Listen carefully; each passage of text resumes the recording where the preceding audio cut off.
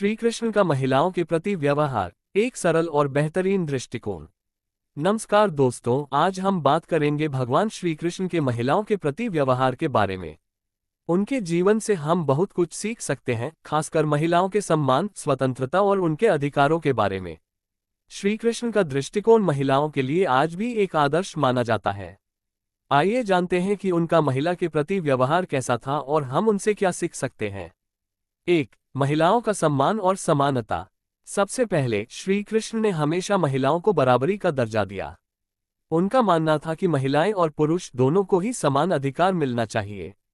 गीता में भी भगवान श्री कृष्ण ने कहा है कि वह हर जीव के प्रति समान दृष्टिकोण रखते हैं, चाहे वह पुरुष हो या महिला।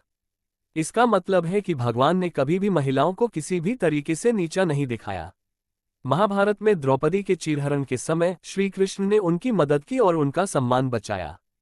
ये घटना हमें ये सिखाती है कि महिलाओं की सुरक्षा और सम्मान सबसे महत्वपूर्ण है। समाज का हर व्यक्ति, खासकर पुरुषों का कर्तव्य है कि वे महिलाओं का सम्मान करें और उनकी रक्षा करें। 2. राधा और श्री कृष्ण का प्रेम। राधा और श्री कृष्ण का प्रेम एक आदर्श उदाहरण है। राधा भगवान श्री कृष्ण की प्रियतम थी और उनका ये रिश्ता केवल प्रेम का नहीं, बल्कि भक्ति का भी था। श्री कृष्ण ने राधा को एक भक्त के रूप में देखा और उनके साथ प्रेम और भक्ति में कोई भेद नहीं किया। उनका यह व्यवहार यह सिखाता है कि महिलाओं का सम्मान सिर्फ एक प्रेमिका के रूप में नहीं, बल्कि एक स्वतंत्र व्यक्ति के रूप में किया जाना चाहिए। राधा और श्री कृष्ण के रिश्ते में समानता और प्रेम था और यह एक आदर्श है जिसे हमें अपने जीवन में अपनाना चाहिए। 3. महिलाओं को शिक्षा का अधिकार।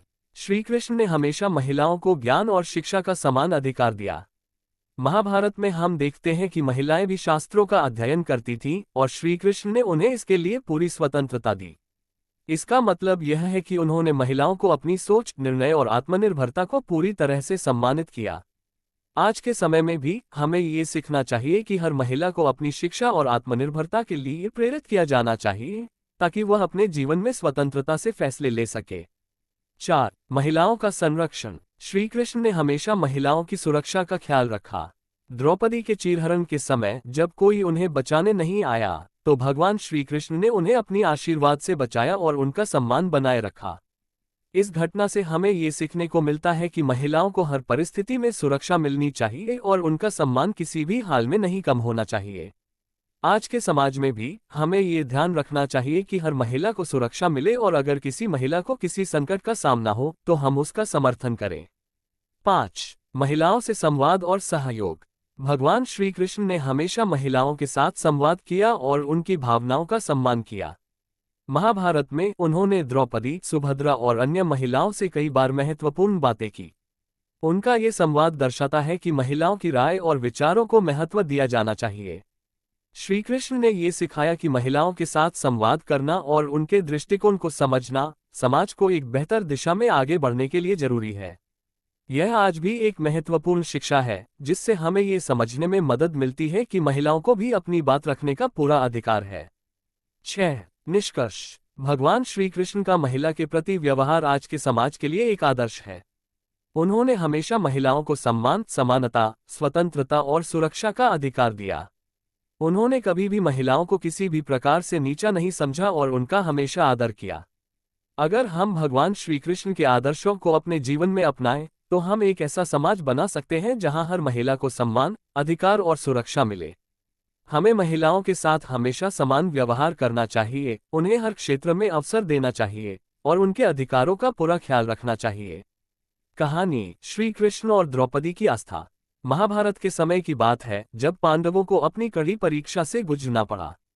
एक दिन युधिष्ठिर, जो कि पांडवों के सबसे बड़े थे, धोखे से अपने ही परिवार को हारे हुए जुए में हार बैठते हैं।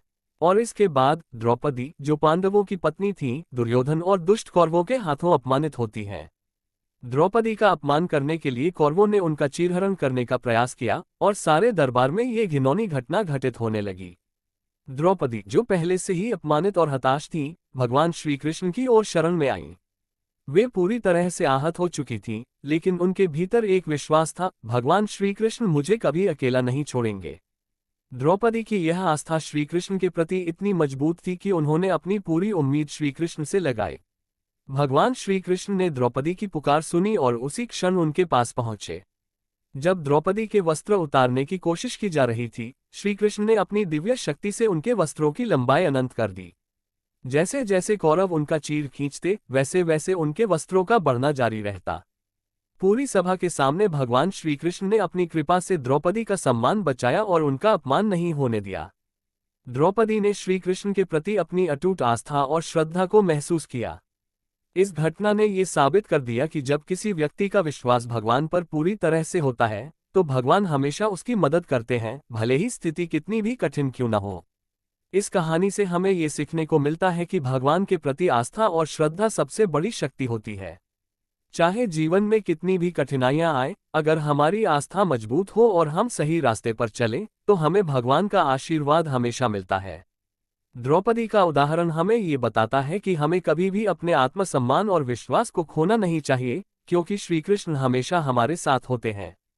आशा है कि यह वीडियो आपको प्रेरित करेगा और आप अपने जीवन में इन विचारों को लागू करेंगे। अगर आपको यह वीडियो पसंद आया हो, तो कृपया लाइक और शेयर करें। धन्यवाद।